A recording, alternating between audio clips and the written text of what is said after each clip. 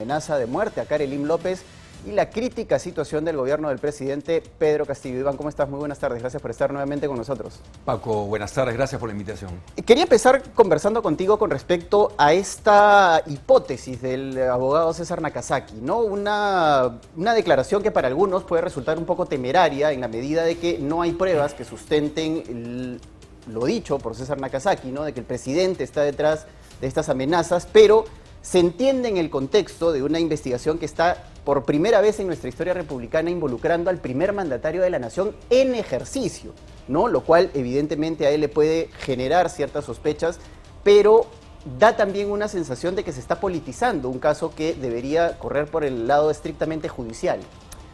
Así es, Paco. Creo que César Nakazaki ha hablado más como político que como abogado con relación a estas declaraciones que ha citado, señalando al presidente Pedro Castillo como probable o presunto responsable de esta amenaza que Karelim López ha sufrido el día de ayer y que contiene un mensaje claramente de amenaza de muerte. Creo que la Fiscalía, el Ministerio Público y la Policía Nacional del Perú deben llevar a cabo una investigación exhaustiva, pronta, sobre, digamos, quiénes estarían detrás de esta amenaza para poder, obviamente, tener una apreciación mucho más real, precisa, de qué es lo que está detrás de esta grave amenaza, ciertamente, que ha sufrido Karelim López. Ojo, no es la primera vez. Ya Karelim López había denunciado también amenazas, ¿no?, cuando empezó a referir y a relatar todos estos actos corruptos que finalmente el Ministerio Público ha venido corroborando a lo largo de estos últimos meses, ¿no? Ahora, la situación verdaderamente es compleja, ¿no? Como te lo mencionaba al inicio de la pregunta anterior, se trata de la primera vez que se está investigando un presidente en ejercicio, un presidente que finalmente desde el Ejecutivo tiene el control de algunas de las instituciones que se encargan precisamente, por ejemplo, de darle protección a la señora López. La Policía Nacional, ¿a cargo de quién está? Del Ejecutivo, ¿no? Todas las instancias policiales que deberían darle algún tipo de garantía a su seguridad están del lado de la Policía Nacional. Entonces, bajo ese contexto, resulta, pues, por decirlo menos, complicado, y como lo decía César Nakazaki en la mañana en esas declaraciones, ¿no?, que se pueda pensar que no hay algún tipo de traba o escollo que superar en materia de que están investigando al mismo presidente de la República, ¿no? Ciertamente, Paco, hay sombras serias y graves de una actitud de encubrimiento, de obstaculización, de blindaje desde distintos sectores del oficialismo.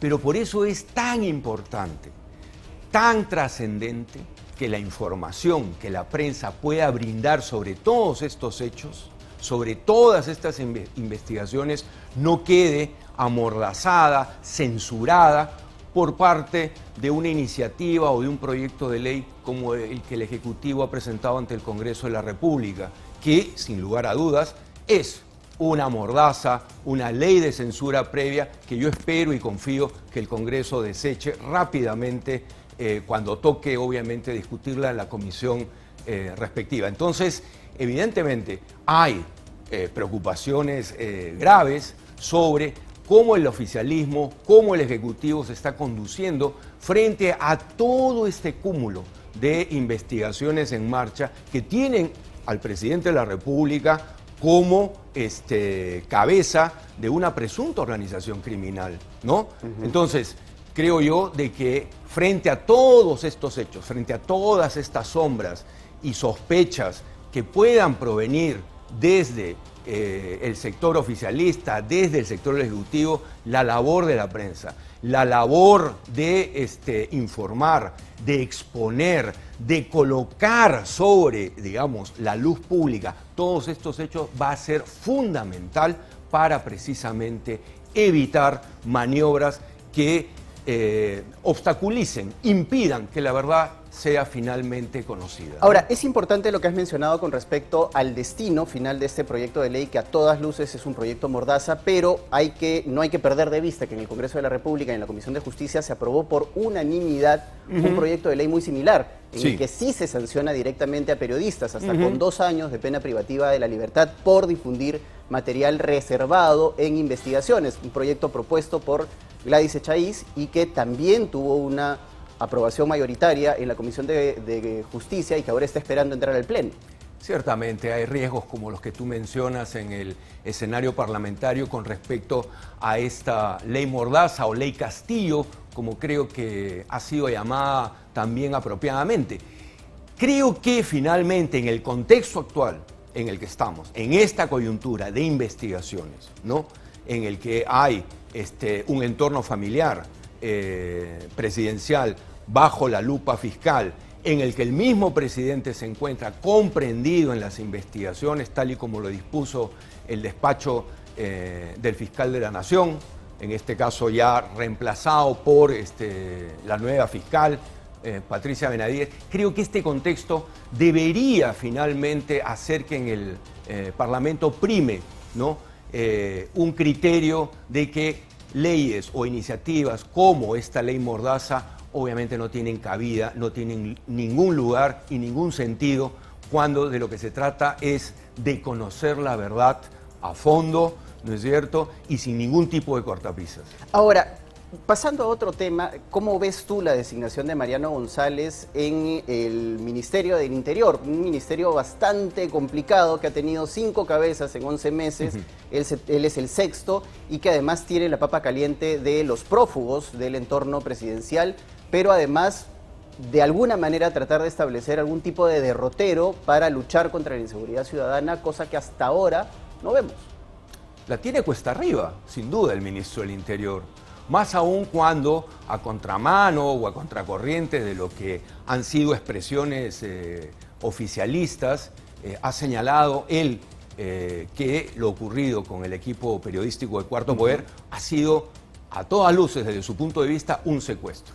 Entonces, evidentemente, creo que Mariano González tiene un reto y un desafío enormes frente a hechos como los que acabo de mencionar. Me refiero concretamente a esta, digamos, situación de atentado, de afectación a la libertad de prensa y de expresión por parte de los periodistas de Cuarto Poder, pero también la tiene muy complicada con respecto a el tema de los prófugos Bruno Pacheco, Juan Silva y el sobrino Fray Vázquez, ¿no? Entonces, yo no sé, estimo como muy probable de que las últimas declaraciones de Mariano González no hayan caído muy bien en el entorno más cercano de Pedro Castillo con relación al tema de los ronderos, que además ha tenido otro capítulo tremendo. Con lo de Patás. Y espantoso con lo de Patás, ¿no? Así es. Entonces, no me sorprendería, Paco, de que Mariano González de pronto ya no tenga tan buena estrella sobre la cabeza en ese entorno, digamos, de Pedro Castillo con relación a estos hechos en los que creo que el ministro ha tenido declaraciones adecuadas y claras respecto a lo ocurrido, ¿no?